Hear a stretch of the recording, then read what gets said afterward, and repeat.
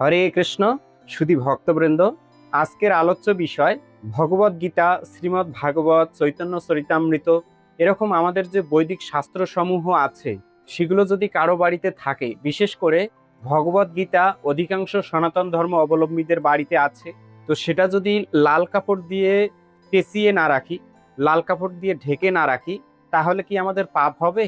আবার যদি সেই গীতা কেউ পড়ে, সেখানে যদি উচ্চারণে ভুল হয় বা পড়তে না পারে, কিন্তু তারপরে পড়ার চেষ্টা করে, তাহলে কি তার পাপ হবে? আজকের এই ভিডিওতে সেই বিষয় নিয়ে কথা বলবো। তো এই কথাগুলো আপনারা মনোযোগ সহকারে প্রথম থেকে শুরু করে শেষ পর্যন্ত শুনবেন। তো আমাদের অধিকাংশ সনাতন ধর্ম অবলম্বীদের বাড়িতে অবশ্যই ভগবদ গীতা আছে। যাদের বাড়িতে নেই, আপনারা সংগ্রহ করে নেবেন। কারণ এই ভগবদ গীতা হচ্ছে আমাদের এই জীবন নির্বাহ করার জন্য একটা ম্যানুয়াল।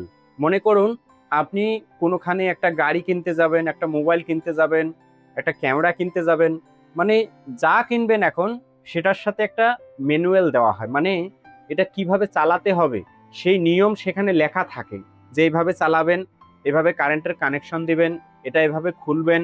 তো ওখানে যেভাবে যেভাবে বলা আছে, সেভাবে যদি সেটাকে চালানো হয়, সেটা অনেক দিন পর্যন্ত লাস্টিং করে।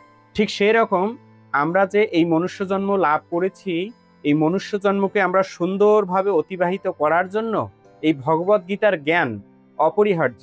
এটা আমার কথা নয়, এটা হচ্ছে শাস্ত্রের সিদ্ধান্ত। তাই যাদের বাড়িতে ভগবদ গীতা নেই, তারা এই ভগবদ গীতা সংগ্রহ করে নেবেন। এবার মূল কথায় আসি, যে সেই গীতা তো পেলাম বা গীতা তো আছে, সেটা কি লাল কাপড় দিয়ে ঢেকে রাখতে হবে বা লাল কাপড় দিয়ে মুড়িয়ে রাখতে হবে?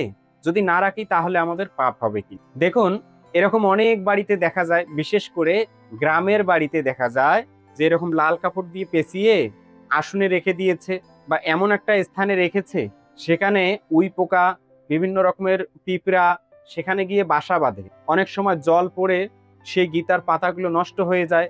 তো এই লাল কাপড় দিয়ে পেঁচিয়ে রাখা সম্বন্ধে শাস্ত্রে কি কোনো বিষয়ে বলা আছে? না, কোনো বিষয় বলা নেই।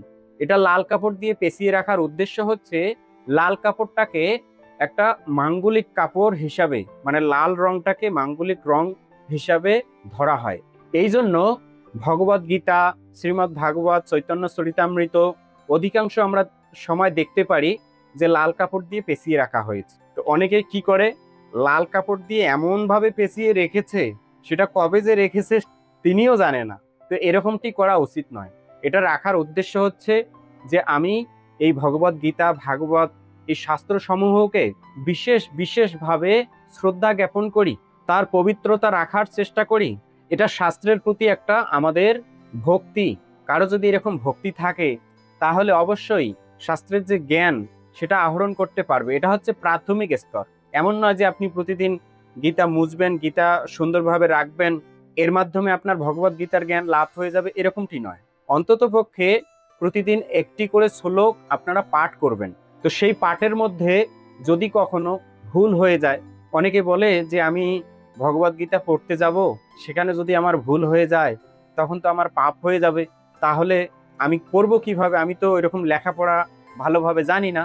আসলে দেখুন, ভগবদ গীতায় সংস্কৃত যে শ্লোক আছে, সেগুলো অনেকেই যারা লেখাপড়া জানে, তাদেরও পড়তে কষ্ট হয়। তো তারা কি পড়বে না? যারা একেবারেই মানে কোনো রকম পড়তে পারে, তারাও কি পড়বে না? এ সম্পর্কে শাস্ত্রে, বিশেষ করে চৈতন্য লীলায় সুন্দর একটা উপাখ্যান আছে। আজ থেকে 500 বছর পূর্বে দক্ষিণ ভারতে মহাপ্রভু যখন পুরো ভারতবর্ষ ভ্রমণ করছিলেন, এই নাম বিতরণ করার জন্য তিনি জীবের দাঁড়ে দাঁড়ে যাচ্ছিলেন এবং জীবকে শিক্ষা দিচ্ছিলেন যে এই হরে কৃষ্ণ মহামন্ত্র হচ্ছে এই কলিযুগের একমাত্র যুগ ধর্ম। ইহা হইতে সর্বসিদ্ধি হইবে সবার, ইহা জপিতে গিয়া বিধি নাহি আর। এই হরে কৃষ্ণ মহামন্ত্র জপ কীর্তন করার মাধ্যমে এই কলিযুগের মানুষের মুক্তি লাভ হবে, সর্বসিদ্ধি, যে যে কামনা করবে সেই সিদ্ধি লাভ হবে। তো এই 500 বছর পূর্বের ঘটনা। এক ব্রাহ্মণ ছিলেন। তো সেই ব্রাহ্মণ একেবারে অশিক্ষিত ছিল, সে লেখাপড়া জানতো না, পড়তে জানতো না।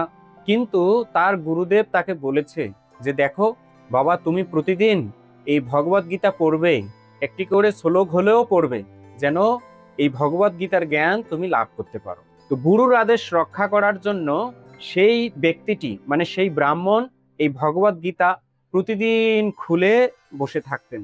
আর চোখ দিয়ে যেরকম অশ্রু বইতো সেই ভাব নিয়ে সে ভগবদ গীতাটা দেখতো।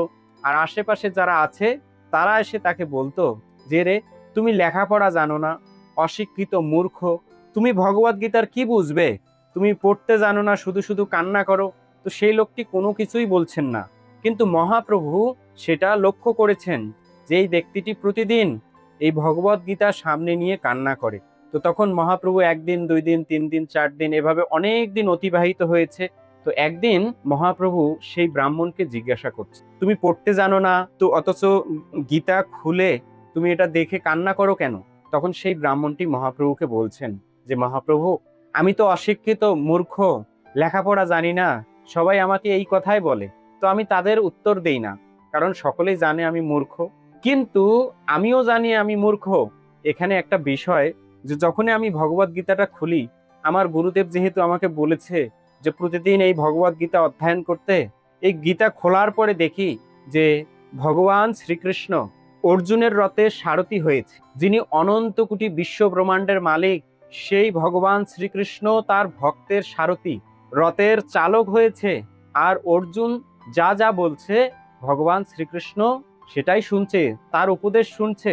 তো এটা দেখে আমার হৃদয়ে প্রেম ভাবে বেকুল হয়ে ওঠে যে ভগবান কত ভক্তবৎসল, কত কৃপাশীল, কত দয়ালু, যে অনন্ত কোটি বিশ্ব ব্রহ্মাণ্ডের মালিক হয়ে তার ভক্তের আদেশ শুনছে। এটা দেখে আমার চোখের জল আর আমি ধরে রাখতে পারি না।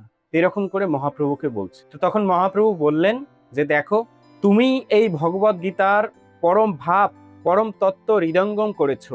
শুধু পাণ্ডিত্য দিয়ে এই ভগবদ গীতাকে বোঝা যায় না। অনেকে মুখস্থ করতে পারে, একদম মুখস্থ ঠোঁটস্থ সব করতে পারে, কিন্তু সেটার মধ্যেই যথেষ্ট নয়। ভগবদ গীতার যদি একটি শ্লোক পড়েন, সেই একটি শ্লোক পড়ে একটি শ্লোকের ভাব যদি আপনি হৃদয়ঙ্গম করেন, তাহলে আপনার জীবন সফল হয়ে যেতে পারে। হ্যাঁ, তো এই লীলার মাধ্যমে আমরা কি শিক্ষা পাই যে যদি আপনি লেখাপড়া নাও জানেন, তবুও চেষ্টা করুন এই ভগবদ গীতা অধ্যয়ন করতে, কোনো পাপ হবে না। ভগবান দেখছে, লাল কাপড় দিয়ে বেঁধে রাখবেন না, অন্ততপক্ষে প্রতিদিন একটি করে শ্লোক পাঠ করবেন। সেটা সাদা কাপড়, অন্য কোনো রঙের কাপড়ও হলেও হতে পারে, কিন্তু পরিষ্কার পরিচ্ছন্ন কাপড় দিয়ে সেটাকে বেঁধে রাখবেন। এটা হচ্ছে মূল বিষয়। শুধু লাল কাপড় দিয়েই বেঁধে রাখতে হবে, না হলে পাপ হবে, এমন বিষয়টি নয়। ঠিক আছে, তো এই ছিল আজকের ভিডিওর বিষয়। এরকম নতুন নতুন ভিডিও সবার আগে পেতে এই বঙ্কুবিহারী টিভি চ্যানেলটি সাবস্ক্রাইব করুন এবং সাবস্ক্রাইবের পাশে থাকা বেল আইকনে ক্লিক করে অল বাটন সিলেক্ট করে দিয়ে রাখুন, যার মাধ্যমে আমি যখনই কোনো নতুন ভিডিও আপলোড করব সেই ভিডিওর নোটিফিকেশন আপনার কাছে চলে যাবে। সকলে ভালো থাকুন, সুস্থ থাকুন, আবার দেখা হবে পরবর্তী ভিডিও নিয়ে। হরে কৃষ্ণা।